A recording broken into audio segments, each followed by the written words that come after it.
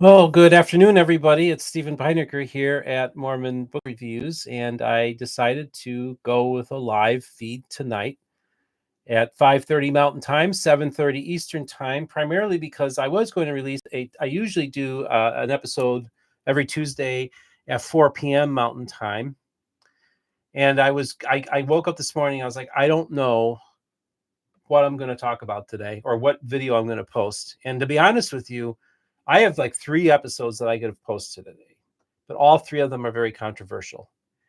And to be honest with you, with the week that I've had, the last thing I need is controversy. um, and so I've decided to put off these episodes a little bit while I can still kind of clear my head from everything that happened. So a week ago today, one of the biggest stories in the history of Mormonism broke on Mormon Book Reviews before the official press releases by the Community of Christ and the Church of Jesus Christ of Latter-day Saints, confirming the sale of the Nauvoo and Kirtland Temple properties to from the Community of Christ, transferred over from the Community of Christ to the Church of Jesus Christ of Latter-day Saints, and that was a big story. And I have to say, the outpouring of love and support was tremendous.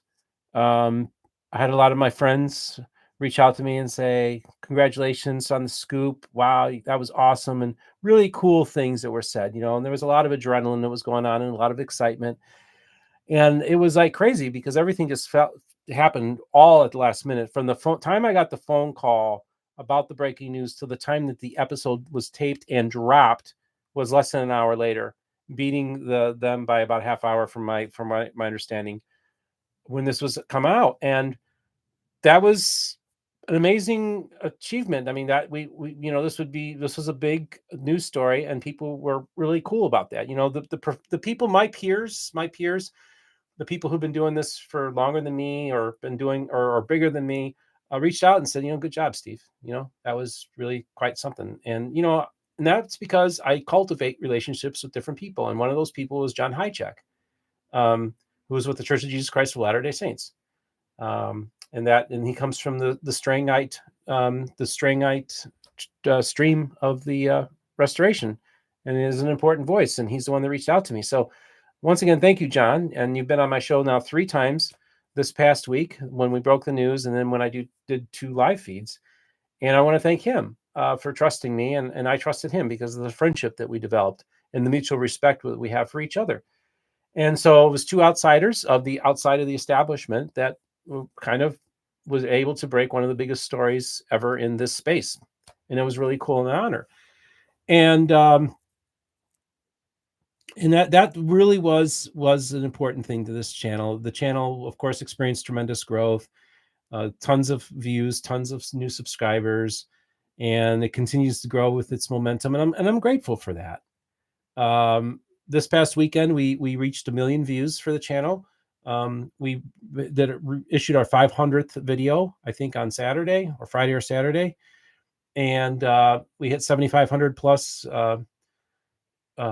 subscribers. So all nice numbers, but again, not doing this for the numbers, but it's just going. We have the momentum really building for the channel. We are becoming a really important voice in the space. We've been there for a while, but it's really exciting. But I wanted to get back to that, but I really wanted to talk about what happened this past Sunday. So again, this is the key thing: is that it's really important. A year ago this February, I was on the top floor of the church office building. I woke up that morning not knowing that I would end up on the top floor of the church office building, or that I'd be given a tour of the studio, the music in the spoken world, and go under the pipe organ of the Mormon Tabernacle Choir. Sorry, I know they changed the name. And then find my way to the top of the floor of the church office building. And I remember standing there, being on the top floor of the church office building, and I was like, I've never even visited my local ward. And I thought, I need to get connected to the community.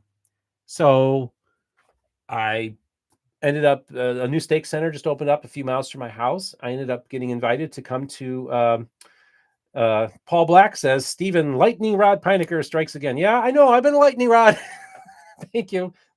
I tend to be a lightning rod sometimes, but when you occupy unique space, inevitably that's going to happen.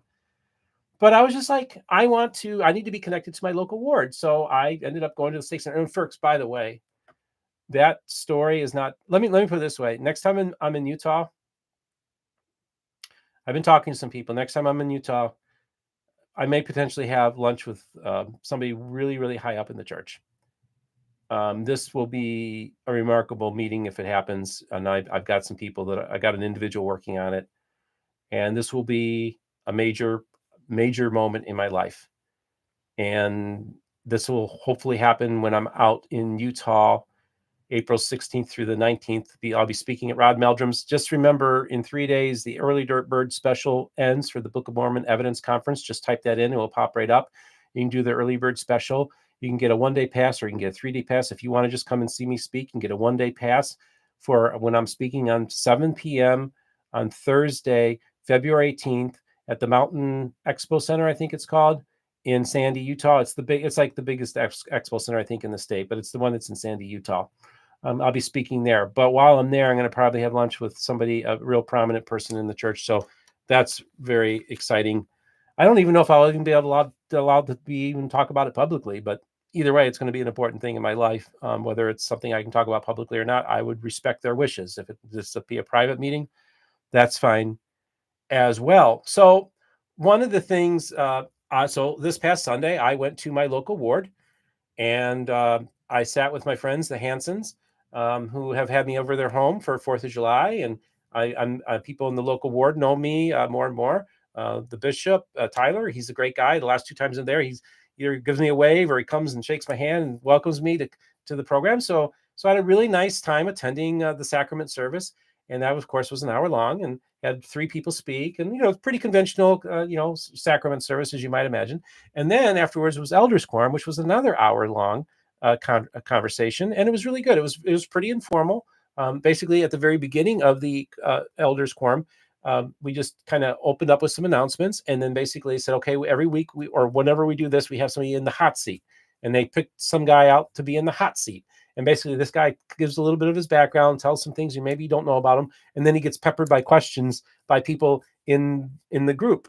And so, of course, the guy talks, and turns out his brother is a very famous law injury lawyer here locally. And I saw a commercial with his brother, and I didn't know, but he told us who his brother was. And in the advertisement that he does on TV, in his office, he has a picture of Arnold Freiberg painting of George Washington praying at Valley Forge. So I remember watching that commercial and thinking, I wonder if he's a Latter-day Saint, because that's a very famous Freiberg painting. Now, there's many Christians that have, evangelicals, let's say, evangelicals also love that painting as well. But I was just like, I just lacked that as a little data point. I needed to remember. So when the guy said who his brother was, and this guy, he's a chiropractor, I'm like, I know who you are. I know your brother, and I've seen the commercial, and I always wondered if he was Latter-day Saint because I saw that Freiberg painting on his TV commercials for his law firm. And by golly, he confirmed, and he's active in the church. And I said, I want to get your brother and you on my program because they both grew up in Orlando.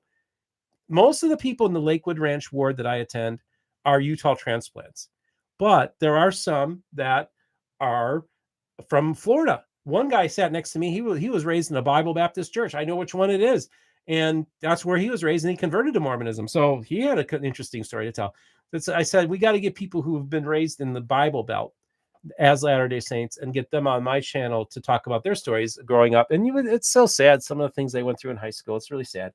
But needless to say, I do hear stories of people who are not LDS, their kids being mistreated in Utah. So it goes both ways, right, folks? Let's at least admit to that. So we peppered them with questions. I, of course, asked them the first question. That's what I do. Had a great time talking with them. And then we talked a little bit about the Kirtland Temple being sold. I talked to the missionaries. By the way, I just heard from one of the missionaries. He's being transferred out to Tampa. So we got a new missionary companion that we have to break in. Every time a new missionary companion comes into this ward, I take him out for pizza. And we have a great time. So moms, if your sons get assigned to the Tampa mission, pray that they at some point find their way in the Lakewood Ranch branch, and as they're calling, and then I will make sure that your sons are well fed and taken care of. Okay, sometimes I'll have them over for dinner at my house, or we'll go out for a restaurant together. So yeah, so it says, what was the title? What I titled this episode? Evangelical attends. Let's see. I think what it says: Evangelical attends Elders Quorum and makes waves. Well, the making of the waves was not in Elders Quorum nor in Sacrament. The making of the waves, of course, was the big breaking story that happened this past week. Excuse me. Oh, I want to thank Mr. Steve Macy. Thank you. You just donated $50 to us in Venmo. Thank you for making a donation. Every time I do that, he just donates to me on Venmo. I did want to say that if you're in the super chats and you want to make a donation to Mormon Book Reviews, or if you want me to give you a shout out, now's the time. I tell people there are a bunch of YouTubers that have hundreds of thousands, if not millions of subscribers, and somebody gives them $5 or $10. They don't even remember that. But somebody gives me $5 or $10, that's a big deal. Not asking for the money, but it's just always kind of fun to have somebody make a donation. It's kind of exciting. Wow, Bill Smith gave me $10 today. Thank you. So I do want to put that out there. If you want me to give you a shout out, we can do that. He every time I do come on live, he gives me a donation on Venmo. So I did want to talk a little bit about this. So first of all, I want to say overwhelmingly positive feedback from people. Very grateful for me coming and breaking this news story, giving perspective. And then more importantly, as this story is developing, I'm in contact with Greg Madsen of the Quick Show, a much bigger platform of mine than mine. And he said, yeah, I'm planning on talking about this on my show tonight. I'm like, do you want me to come on? Let's talk about it live, on your show. And he's like, yeah, let's do that. You broke the story. Why don't you come on? So I went and spent 20 minutes talking to Greg on the Quick Show. I think it was the most important thing I did that day was once I realized, of course, breaking the news story was big, but then I started pivoting. And the pivot was, okay, yes, this happened, but Utah Saints, Mountain Saints do not spike the football too hard because the Prairie Saints, your Midwest cousins, are grieving right now. So that was the first message. Any message that I put out immediately on a much larger platform than mine, with a TBM audience, True Blue Mormons, Orthodox Conservative Mormons, Latter-day Saints, was I went on that program and praised and honored the community of Christ for the caretaker role, the custodians they were for some of the most important properties in the restoration. I want to make that very, very clear that from the start. And I was also reaching out to a lot of people in the community of Christ.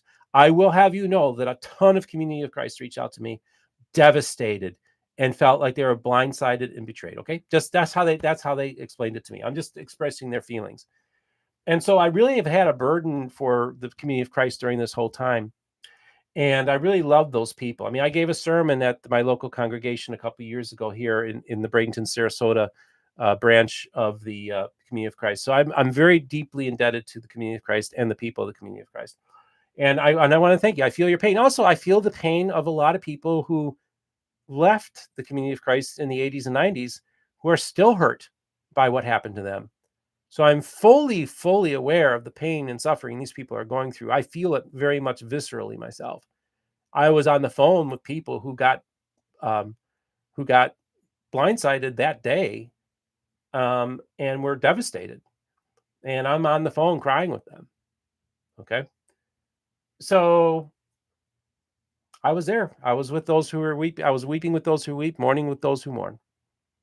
And my heart it really didn't hit me until 48 hours. So like I said, I pivoted almost immediately from breaking the news to also giving context and the important role the community of Christ played in preserving these historic sacred sites. And then there's a lot of adrenaline. My phone keeps on ringing. I'm getting more information. People are passing along information. People are giving me feedback, inside information on things that are happening. And then 48 hours later, I go on Facebook Live and I start breaking down and crying because I was really processing, and the pain that I felt for the people of the community of Christ was real. And I started breaking down and crying. It took me a while for that to really hit me. And so I just want to say that, again, I want to thank everybody for all the kind words and everything that were said to me. There are fringy people that have attacked me, saying I'm doing this for the publicity, or no, who are saying that, they're saying things that none of this is not accurate at all. An opportunity presented itself. I believe, just so you know, God has his hands, providence has his hand on this endeavor.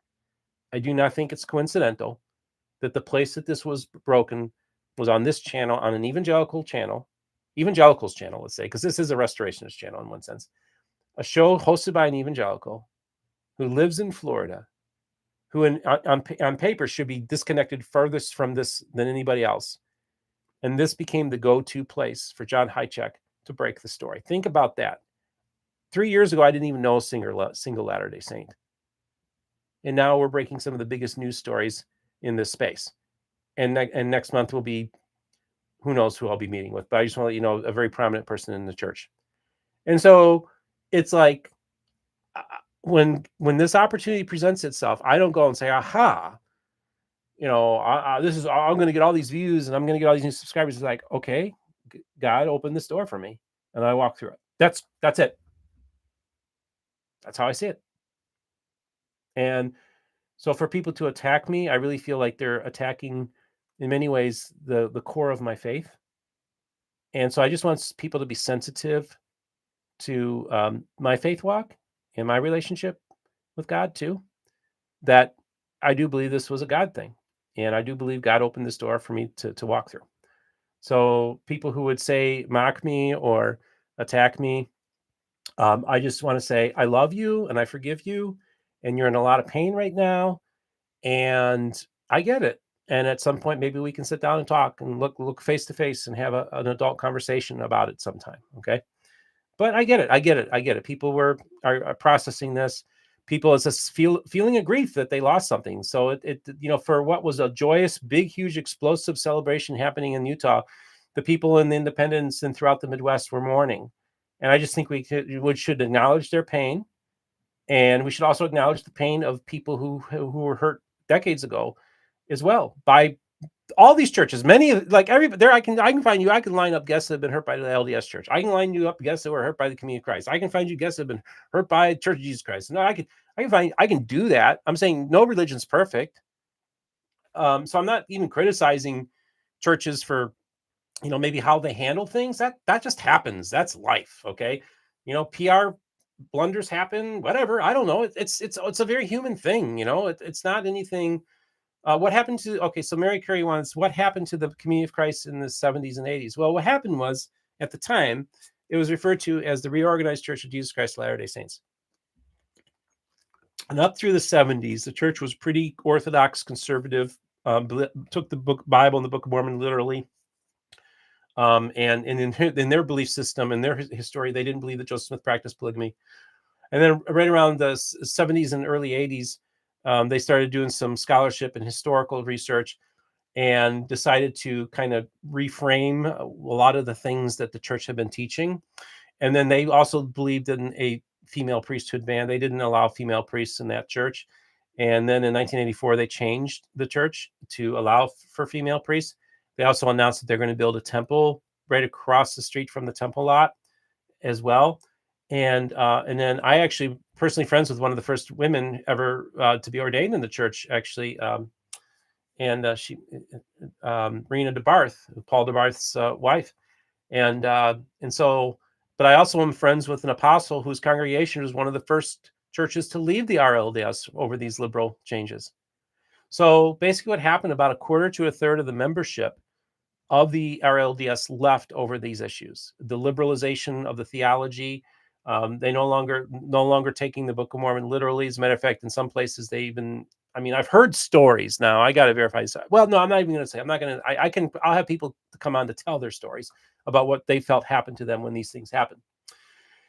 And so the church then decided, what they did was they pivoted on how they viewed their history, how they viewed their theology, and they made a conscious decision to start moving away from being a restorationist church to becoming a mainline Protestant church. So that's when they started contacting the National Council of Churches. And the National Council of Churches is the main body for the liberal progressive mainline churches. Now, in my tradition, we have what's called the National Association of Evangelicals. And that would be the evangelical equivalent of the National Council of Churches. And the National Council of Churches essentially represented the establishment churches of American Protestantism. In many ways, the churches on the four corners, if you will, in Palmyra would have all been part of the main line, right? Today's main line, right? And so essentially what happened was the Community of Christ then had observer status in the National Council of Churches. And basically, they were not allowed full membership into the organization because some of the groups, I think the Orthodox churches maybe in particular, maybe some of the other Protestant groups, objected to them having an open canon and having the Book of Mormon and also the Doctrines and Covenants, which, by the way, they're very active in putting stuff in the Doctrines and Covenants. Their Doctrines and Covenants is way bigger than the Salt Lake branches. They're constantly adding to that thing. And so those were two big hangups. There were probably a few other hangups just because, maybe they're where they came from, that they're Joseph Smith's church and all this. But then as over the course of the next few decades, talks were done, and I guess enough accommodations were made on both sides that enabled um, the Community of Christ to essentially get into full membership in the National Council of Churches. And then as a result, there are certain reciprocities with some of these churches that they were able to engage in, so that they got into communion with, like, the Episcopal Church, the Lutheran Church, the mainline liberal denominations, not not the conservative, not the conservative Lutherans, not the conservative evangelical Methodists and all that. But so yeah, Methodists, Episcopals, and all the mainline groups, they are in de facto in communion with these churches now, and they do pulpit swapping. So there are some Community of Christ that might have a Methodist minister, somebody who's a trained Methodist minister, as their minister now. So that's the kind of things that's happening in the Community of Christ. So that essentially it started this shift away from being a restorationist church, but they still had all these assets, these historical assets. So they were the custodians, the caretakers of so many important sacred spaces and historic spaces in the restoration. And that's one of the reasons why a lot of people who felt most devastated by this were the ex-Mormons. They felt betrayed when these sales went by, because they wanted to find a place that was still within the restoration but shared their more liberal progressive values, and they felt that it still had a connection to their roots, having the Kirtland Temple, having all those important sites in Nauvoo, and they felt like they were cut off from that. So that's why these people are really good. I want everybody to understand something. I am hearing from a ton of Community of Christ people, all who are very hurt, and I'm helping them. I'm helping counsel them and giving them hope. And so I'm just saying I'm playing an active role in this. I'm part of this conversation. Not that I inserted myself into it. It just, one, the breaking news dropped right in my lap, and two, the people are reaching out to me. And I reached out to some of my friends and just checking in on them, seeing how they're doing. I'm sorry, I'm very thirsty. It's been very warm today. I try not to drink too much when I go live, but I have a tendency to do that. Okay, Bambi 1830 says, Stephen, the bridge for the restoration movements. Yeah. Oh, okay. Yeah. Thank you. Yeah. The MBR is the bridge for the restoration movements as well. And yes, I happen to be the host of that program. So I guess I'm playing a role in that bridge building, which I'm honored and privileged to do. And so I guess for me, I actually, this Sunday, I actually thought about going to the local Community of Christ. And at first I was like, I'm going to go to my local ward, Lakewood Ranch Ward. I'm going there. And then I thought, maybe I should go to the Community of Christ. And then I thought, you know what? Let me give them a little space, because they're shell shocked, I'm sure. And maybe it would be a little too soon for me to come in there, right? Maybe they got their notification on their phone and they saw that their Kirtland Temple was being sold and I was the one breaking it, right? And maybe it would hit too close to home. So I was like, yeah, no, I want to give some space to these people. But I will tell you, I just got a message from somebody in the church, local branch of the Community of Christ, reminding me that we're doing the food drive this Saturday at the Bradenton, Sarasota branch. So I might go and volunteer at that food drive, which I've done a couple times already. And so I am plugged into that church community as well. So I love the Community of Christ. More importantly, the people of the Community of Christ, and even more importantly, the local people of the Community of Christ. And circling back to what I had said earlier about how I was on the top floor of the church office building last year when I realized I hadn't even visited my local ward. I said, in order for this channel to be fully informed and for this channel to be really, truly connected to the restoration, I'm doing a fool's errand if I'm not plugged into the local church communities, because that's actually where the church really operates. That's really where the culture and the vitality of these churches are not in their church headquarters, are not in their big buildings. It's on the local level. It's in their wards and branches. And so, of course, I've been very active attending the Church of Jesus Christ. The Bickertonites, they have 2 congregations within driving distance. I get out to those fairly regularly. I wish I could get out more. And so I want to be fair, so I don't know. Maybe I don't know. I'll just so you know, my stake is doing their conference this weekend, so I'm going to try to get out to the stake conference this weekend. They're doing Saturday night at 7 and then Sunday at 10 a.m. So I'm going to try to get to one of those, if not both. Or maybe I'll go visit the Community of Christ Sunday morning. I don't know. I'm still toying with that. I probably won't make that decision until I wake up in the morning. But that's really the most important thing is that, people, for many people, I'm just a person on a screen. who does things about Mormonism. And I remember having somebody, I was processing trauma a few months ago, and I posted on Facebook, and somebody said, I saw you at Sunstone last year, Steve. So I know you're a real human being. And I know that because you are we see you on our screens and we don't think you're real people, but you are a real person with feelings. And so, yeah, I am. So it does hurt sometimes, but that's okay. And you know what? Sometimes I say things inadvertently or do things that hurt people too on this channel. And I want to apologize to people if I felt like I stepped on their toes. I mean, I'm just some dude, I just turn this camera on, I just start talking. And sometimes I misspeak. To err is human, right? So I just want us all to be more forgiving and understanding of people where they're at. And again, meeting with the Elders Quorum this Sunday was an example of me just talking to people and making friendships and establishing relationships. I pick up the phone and call up people in the ward and just say, hey, what's going on? Tell me what's going on, and so that's really important to me to have these local connections. So yes, we did cause a wake, quite a stir. What did I name this episode? Let's see. I always forget myself. Oh, it doesn't matter. It doesn't matter. But yeah, I caused waves, but it wasn't because I went to, actually, it does. Actually, when you stop and think about it, an evangelical attending a sacrament service and an elders quorum is kind of making waves, right? That's certainly making waves in my evangelical community, I imagine. Oh, and that reminds me. So I get a call Sunday night from David Boyce of 52 Churches in 52 Weeks. And he also attended Elders Quorum this past Sunday. We were both attending Sacrament and Elders Quorum on the same Sunday, and we compared notes. I told him about how my Elders Quorum went, and guess what? They asked him to help with Elders Quorum this past week. So here, Protestant David Boyce, outsider David Boyce, helping and assisting with Elders Quorum. That's a beautiful thing. Oh, let's see. Rob Assel writes, I love that you're comfortable attending all restoration branches, and I hope that you're finding the Salt Lake branch to be gracious about the recent transactions that have transpired. I do feel like one of those spaces where you're able to make people more gracious was my appearing on the Quick Show, which, by the way, I want to remind people, when I was on that Quick Show and I was talking about the important role that the Community of Christ did and to be kind and gentle to their Midwestern saints, read the comments. Read the comments to that episode, and you'll see an outpouring of love and support for the Community of Christ. And I think it really helped to be in that space on that conservative TBM show, Orthodox Mormon show. And I think the people that actually watched the episode were appreciative of the kind remarks I made of the Community of Christ. And I think that's reflective in the comments to that video. People were like, yeah, thanks, Community of Christ. We do appreciate you. And I do know that I have heard reports and I've seen quotes that people said from the Utahs that wasn't too nice and was kind of rude. And I just want to check you there. Look in the mirror, homies. If you're spiking that football and you're doing your victory dance and you're hooping and hollering, and you're making jokes and about the Community of Christ, look in the mirror. Look in the mirror and see if are you in the right space right now? Spiritually, where are you at? Where are you at?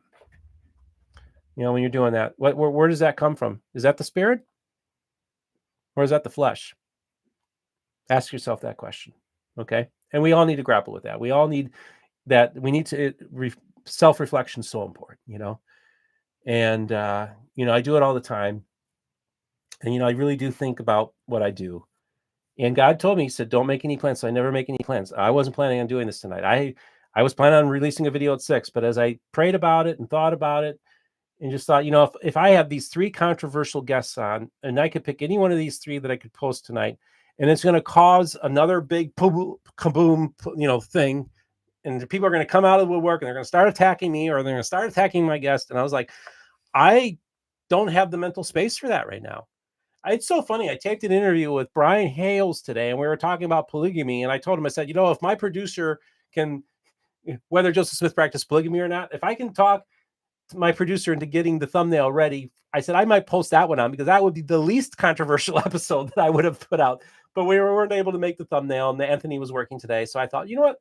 I'm not going to do a 4:00 Mountain Time release that I typically do on Tuesday. I'm going to do a 6:30 or 5:30 live stream to my audience and just get your feedback. And I always do appreciate the chat. I know there's quite a few people watching.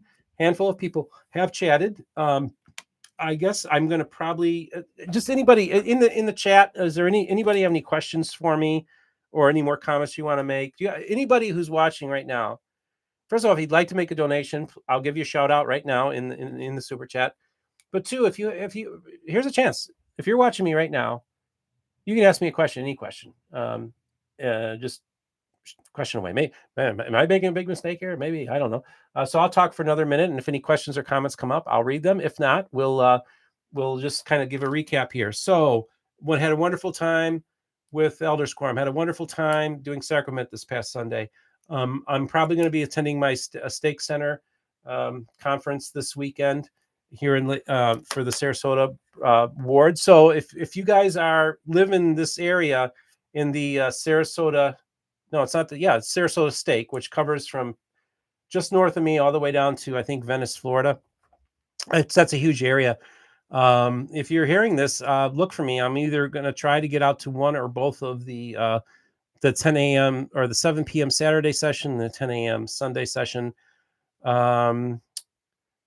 Okay, so Bambi 1830, Jesus was a descendant from polygamy through David, right? Well, that's a complicated one, because I think isn't it the Davidic line through Joseph? I'm trying to remember. And of course, Joseph wasn't his father. God was. So that's hard to say. Yeah, I mean, I guess maybe, but yeah, we do know that. I'm sure even on Mary's side there was polygamy, descendants of polygamy. Yeah, I don't doubt that for a second. Okay, Clint asks, what did you like best about Elders Quorum, and if you could change one thing about it, what those be? I would say, first of all, they're all really cool dudes. Very nice, very down to earth. I was surprised how casual too. There's a guy wearing shorts. There was a guy wearing a hat. Um, I mean, when I say they were still dressed respectfully, like even the guy that was wearing shorts was wearing a tie. And again, this is Florida. It's a different feel here. It's probably similar to what you'd see in the Southern California ward in many ways, right? And the dudes are cool. And like, there was a guy who's a Freemason who's going to be baptized into the church, and he talked about that, and that was an interesting guy. And actually, I would say the Elders Quorum, as it stood, was actually pretty good. They did announcements. They did. We did discuss. We talked. We had one guy in the hot seat. We got to ask him questions, which caused there to be a conversation. A nice flowing conversation. And then they did their lesson plan. That's their plan. Assign these different lesson plans. It was very informal. So I was like, okay, brother so and so, who wants to, or is there a brother here that wants to read the lesson, and do they have any thoughts on it? So I thought it was laid back. If you were a visitor, you wouldn't feel like threatened by this. It'd be like, yeah, we were sitting in a circle, a bunch of dudes just talking. It's kind of cool, So I'm not one of the go and say, well, the Mormon Church needs to do this, right? I wouldn't change. Although I did do a thing on Mormon stories, like the top 10 things I recommended the Latter-day Saint Church change. Some of it was tongue in cheek, of course, as well. But yeah, I think, look, they have a very active ward. It's a very Utah ward. I mean, like I said, if I ever want to visit Utah, all I need to do is just go to the Lakewood Ranch ward. It's great. I hope I'm not giving them too much publicity. Maybe I should. Yeah, I know. Everybody knows I go there. Ryan Hyatt was, what was the topic of the Elders Quorum lesson? So they did a talk from somebody who gave a talk in 2020. And essentially part of it was actually belonging to the one true church. And also how the church, it's not all about what you can't do. It's just offering you guidance on how to live a better life. It was a pretty good conversation, I thought, but when they're talking about one true church, I kind of pipe in and say, well, I'll have you know that, I am an evangelical outsider, and I do consider myself being part of the body of Christ, which makes me part of the church. So I think it's really important that people, when they use these terminologies, they need to be sensitive. And again, this is their space, so they should be able to say whatever they want. But I felt like I was able to bring something to the table in the conversation. So that was what was so cool, is they're so open to have listen to me and talk to me. Like I said, David Boyd's of 52 churches in 52 weeks this past weekend helped assist in Elders Quorum this weekend. So I think okay, Bambi 1830, everyone is allowed to take the sacrament as a non-member. I think I have. Do they let you take? Okay, I've heard mixed messages. I've never taken sacrament in the Mormon Church, in the Church of Jesus Christ of Latter-day Saints. I've taken sacrament in the Community of Christ. I know that the Church of Jesus Christ, the Bickertonites, practice close communion, but I've never partaken of. I'd have to find out. Okay, so you know what? I'm going to find out about that. I'm going to get to because I was under the impression that I can't partake of, but I actually when I did visit others, I was invited by my guests, or the people who had me as a guest that I could partake, and I didn't. I don't know what I would do. I'd have to question about that. That's an interesting thought. I'm one of those people who believes that communion is a symbolic act, so I don't think there's any transubstantiation or any real presence there. So I don't think it's a big deal in that sense. Like the Catholics do. I look into. I'll say Clint says taking sacrament is a personal choice, member or not. Okay, well, it's always interesting, yeah, because I'm not a closed communion guy myself. I think communion should be open to everybody in general. I really do. I've just never been one of those people who's. I'm not one of those people who's doing in-group, out-group thinking, black and white Manchian thinking. Just not my cup of tea. And people that are like that don't like me, but that's okay too. So okay. Risto, I'm Steve on the open table. Yeah, I mean, look, I will tell you, I did go to one really progressive church here locally, and they had communion, and I didn't feel comfortable taking communion from them. And part of it was because this progressive church it was all politics. It was so political. There was nothing about Jesus. They were talking about liberation theology and queer theology and fighting and hating on people that vote different than you. And I felt very uncomfortable there, to be honest with you. So when people say, "Oh, you're a progressive," she's like, "Man, I went to a progressive church that I didn't like," because I don't think, first of all, churches should be political. I think the problem with the evangelical churches is exactly what the mainline did. The mainline made the mistake. The mainline Protestant churches decided in the 60s and 70s to go political, to go progressive, left wing politics, and that killed them. And I really, really do believe that the evangelicals going political on the other side is killing their souls too. I tell people, I said, I feel that the evangelical community traded in its prophetic voice for raw political power. And I'm afraid that's what's happened to my people. That's why my heart goes out to them. And that's why I feel like my people need Jesus probably more than anybody else does. That's how I see it. Okay, Bickertonites. Okay, Bambi 1830 says Bickertonites don't have a written prayer for communion. It's interesting, great music. Yeah. The Bickertonites, everything's spirit led. There's nothing. There's no written prayers that they have to get right or everything. Everything is just done by the Spirit. Riley asks, "What do you wish more mainstream LDS members knew about the Community of Christ Church?" Oh, that's a great question, Riley. So Riley says again, "What do you wish more mainstream LDS members knew about the Community of Christ?" Well, I would have said before last week, man, they're doing a great job maintaining the historic sites of the church. I mean, that was really a foundational role of that church. It really was their main reason for existence. I mean, it was that was what they're best known for. They have a great organization called the John Whitmer Historical Association, which is an absolutely spectacular organization. And I gave a presentation to them last September. I would say that the Community of Christ is, just remember, I always tell people, Joseph Smith's family's church is the Community of Christ. Still, many of his direct descendants are even one, Lachlan Mackay, is a direct descendant of Joseph Smith. That is Joseph Smith's family's church. Joseph Smith III was the prophet, seer, and revelator when the church was reorganized in 1860. So that's an important thing. I guess I would say that you could also say that the Community of Christ kind of has walked away from a lot of its restorationist roots. I think in many ways, the final break really happened with the selling of those properties. And I really do wonder, like, are they going to get rid of the Book of Mormon as their scripture? Will they continue to add to their doctrines and covenants? I don't know what's next. I also think, folks, let's just put this on the table. Is the temple lot next? I mean, I never would have thought. I did not expect this to happen. I did not expect to see this huge transfer happen anytime soon. I thought that the idea was, most of my connections in the Community of Christ thought that basically it would be piecemeal.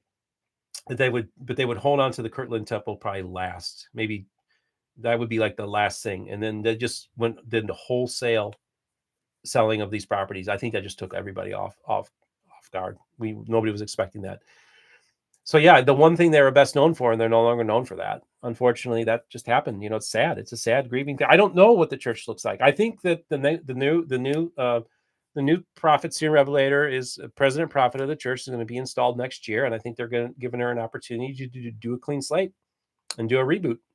and not saddle the community with all these debts that they had, the pension obligations they had, and they decided to make a clean break. And I do know, I've read a lot of the negotiations and the contracts of all this information sent to me, and there were a lot of negotiations that were made that the historical integrity of these facilities will be maintained, and that the community of Christ story will be told in these spaces. So that would be, so we will have some of the community of Christ presence in these spaces, just not like we used to. Okay, so Bambi 1830 said, I think the Smith family sold their buildings for the good of the church. Very admirable. Okay, well, that might be one way to look at it. I don't think the Smith family per se was involved in all of this. This was their Quorum of the 12 that was involved, which would have included a direct descendant of Joseph Smith. Yeah, so Risto says the community of Christ seems like the mainline church of the Mormon world. Yeah, it's essentially, and I talk about that history earlier in this video, that the community of Christ essentially has become a mainline liberal, progressive Protestant church. They're Trinitarian. They fact, and they're in communion with all those other progressive churches as well. So that's what they become. And so maybe they just get subsumed in one of those church bodies. I don't know. I heard from a lot of people who felt betrayed by this, especially ex-Mormons who joined that church. And I've heard from a few who already told me that they're leaving. So I don't know if this will be another mass exodus like we had in the 80s, where you had like a quarter to a third of the church leave. I don't know if it's going to be that big, because I think a lot of people have kind of made peace with a lot of things in that church. So I don't think it would be that big of an exodus, but people will leave over this. And I don't know what appeal for people who are like Salt Lake based, and they want to still have a connection to the restoration. I don't know if they'll feel that connection anymore with the community of Christ, because they literally cut off many of their connections that they had to the past. So I wonder if a lot of these people who would have maybe transitioned out of the Latter-day Church of Jesus Christ Latter-day Saints may not even look at the community of Christ anymore as another option. That's another possibility as well. All right. Well, we talked for over 40 minutes here. It looks like got a nice chat going here. Got a nice group of people watching. Like I said, again, I was planning on releasing a video tonight at my typical spot, 4 p.m. Mountain Time, but I had three different episodes that I taped, and each one of them was controversial. And right now, I can't handle that. Mentally, I'm still processing everything. I mean, I've been overwhelmed with the dinging on my phone. I mean, literally was talking on the phone with somebody 5 minutes before I went live, and just constantly talking and then messaging people. And I'm still booking people. I'm interviewing somebody tomorrow for my Interfaith channel, interviewing somebody from the Community of Christ on Thursday, interviewing a horror writer, a guy who writes Christian horror, on Friday. Yes, so we're going to talk about all different things. So we're going to be doing different genres, talking to different people. Okay, let me just see. Bristol, grace and peace to you, Basil. Thank you. Dr. Zayas II. Dr. Zayas. Did you see that Simpsons parody of Planet of the Apes? Love that. All right, this is a fascinating conversation. I remember meeting a member from an offshoot from the Community of Christ. We taught him as missionaries, and he came to our church once, and he certainly was closed communion. Okay, yeah. So I remember meeting a member of an offshoot. Oh, yeah. So the more conservative, independence-based branches would have a closed communion as well. Yep, and I'm good friends with many of the apostles in those groups and some of their prophets. Like I said, I'm plugged in. So I did talk about, I'm going to be in Utah next month. I'm going to be speaking at Rob Meldrum's Firm Foundation Conference, Thursday, 7 p.m. It's going to be at the Mountain Expo Center in Sandy, Utah, I believe. Go to Book of Mormon Evidences, just plug that in, and it will take you right to their site. And early bird special is up until March 15th. Actually, I did get a person who's organizing the Firm Foundation thing. They asked me what the title of my presentation was, and I'm going to read you the title of my presentation I will be giving in next month. And it is, okay, where's it at? Oh, here we go. So it's a Protestant defense of the Book of Mormon and building Zion together. I think I kind of like that. It has nice. So that's going to be the name of my presentation. A Protestant defense of the Book of Mormon and building Zion together. So you heard it here first here on Mormon Book Reviews. Also, I want to let you know that after that, I'll be flying into Kansas City to speak at the Book of Mormon rally on Saturday, April 20th. And that's in Independence, Missouri. And I think the location is to be determined, but I believe that it starts at 6:30. You stay tuned to the Mormon book reviews, and we'll give you more further information. This will be the third Book of Mormon rally that I will have spoken at. Okay, let's see. All right, folks. Well, thank you for all your questions and comments in the chat. It was a very active chat tonight. I'm glad to. This is what I love to do. Sometimes I just decide to turn on the camera and start blabbering. And again, I want to just the olive branch is extended to all those people who maybe are upset that I broke one of the biggest news stories in the history of the Restoration last week. I just want to say, listen, no ill will was intended, and I feel your pain. And like the Apostle Paul says, come, let us reason together. Let's talk, and let's do this biblically, and let's try not to make public comments about me. I'd rather just do these. I don't really do arguing in disputations in public. I like to keep that stuff in house. I think that's the way you handle things like that. And so for those of you who do have issues with what I've done, I invite you to reach out to me, and perhaps we can work through things. Again, this is a small, tiny percentage. It's not keeping me awake at night at all. But I do want to acknowledge the pain for some of you that you feel. And I'm not belittling that either, but I do want to make it clear that overwhelmingly the response to the work that we did, look, I'm standing behind it. If I had to do it all over again, I would definitely do it over again. You don't sit on the biggest breaking news story and don't do anything with it. If you, then you got to, I have to question why you're in this space. If you're a podcaster and you have this drop in your lap and you didn't run with it, I think you need to look at a different occupation, because you don't get it. You don't get this space. It's no different. It would be like somebody from CNN having a news story, and I got this great news story, and I'm not going to report on it. And then Fox News beats them to the punch. That guy'd be fired right off there. I'd fire him right there. I mean, that's the reality. So let's not pretend that this was a great opportunity afforded to me by John Hychek, a good friend. Let me just read these last few things. Rob says, I believe the LDS Church will surprise many and be respectful with these sacred properties and artifacts. I have close friends that served in Kirtland that have become close friends with members of the Community of Christ. That's the hope. Oh, Craig Sanderson just sent us $5. Craig, thank you so much for the super chat. Really appreciate it. I always tell people, if you donate, you're going to get a shout out. Yeah. Oh, thank you, Dr. Zayas. You're doing great. You're coming from a good place. Yeah, I think that's where most people sense where I'm coming from. Yeah. I do feel like I'm coming from a good place. And, just because I'm successful, right, doesn't mean that this is about my ego. Doesn't mean this is about getting views and clicks. I worked my tail off. I worked really hard in this space. I didn't know a single Latter-day Saint 3 years ago. And I started this little tiny little podunk little channel with my little bookshelf, thinking, boy, I've got a lot of books I can review. And then I start talking to people that have bookshelves like this behind me. And I'm like, whoa, I don't have a whole lot of Mormon books. But I just took what knowledge I had to the table and was able to formulate good questions and informed questions to some of the top minds in the Restoration. And I seem to have a lot of mutual respect from some of the top minds in the Restoration, including from, I won't list all the names because there's literally hundreds of them. And I'm honored and privileged. And I do sometimes pinch myself every day and think, how is this even possible that this has happened?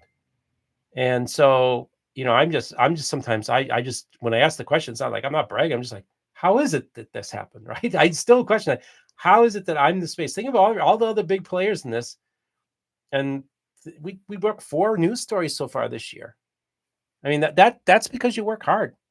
That's just doing your due diligence and hard work, but also becoming a place where people trust you, so they give you information, because I know that this will be the one place that if it's reported on this channel, people are going to take it seriously. Okay, Jesus. Okay, so then it would be interesting, Larry, 19810. It would be interesting to have a discussion of the Community of Christ versions of tithing. It seems amazing that only 6,000 households contribute with 1,000 retirees, but perhaps that graphic is misleading. Yeah, I don't know where you're getting that information from. Maybe, yeah, I don't know, but that might be something that Evan Charlie put out. I don't know. It's hard for me to tell. But yeah, the church, just so you know, the church, they no longer required tithing, I think. I don't know. I think they were kind of strong on the tithing back in the day, and they kind of de-emphasized that. So there's just a lot of variety of factors that led to the financial decline of the community of Christ. And my sources at Graceland University have told me that they're in deep financial trouble there. So one of the key things is at least at the very minimum, this almost $200 million transaction will at least stabilize this church, stabilize Graceland University, and make it a church, maybe a new church for the 21st century. Maybe the old community of Christ had to die in order for it to be resurrected into something new and different. I'm a Christian. I'm hopeful. We'll see what happens. Was in the details. This okay? Thank you, Larry, for telling me that. Okay, yeah. So I've been so busy. You have to understand, like, I am so busy getting new information from other sources about not only this story. Like I posted, if you go on my community page here on YouTube, you'll see some financials that I put up there that was given to me by Evan and other sources. And I get literally my email box gets full of people just sending me PDFs with information, detailed information that I've also has been posted on my Facebook page. So we're actually continually moving forward. And sometimes I haven't had a chance to read the stuff from the original announcement, but that's because I'm getting more information coming in. So that's what we do here. And people say, "Oh, since when did you become a breaking news story?" I said, you do realize that I broke a story in the very first summer of this channel, August of 2021, had Mark Staker come on and announce the results of the pollen study of what they were growing at Tundra Bridge Farm in Vermont when Joseph Smith Sr. was farming the land before Joseph was born. That was on my program. So we've been breaking news since the very beginning. And also, that was an important thing in the scholarly community. And that was also news. And it wasn't in the Deseret News. It was posted first here on Mormon Book Reviews. And that was a real honor and privilege. So anybody who thinks I've been a headline chaser, look, we've been breaking news ever since, for years. So I think it's just because this is such a highly visible story that people are saying that. But if they've been watching me from the beginning, they would know that Mormon Book Reviews has been reporting breaking news stories since the beginning. So I want to thank Steve Macy for donating $50 today to me on Venmo. I want to thank Craig Sanderson for donating $5 in the super chat. Make sure I didn't miss anybody. Yep. So thank you. It's always appreciated. It's always nice when people, it's not huge amounts of money, but it does help. It really does help. I want to thank everybody for their support. And I guess I'm going to wrap it up. And remember, the most important thing is this. Remember, all the voices of the restoration will be heard here on Mormon Book Reviews.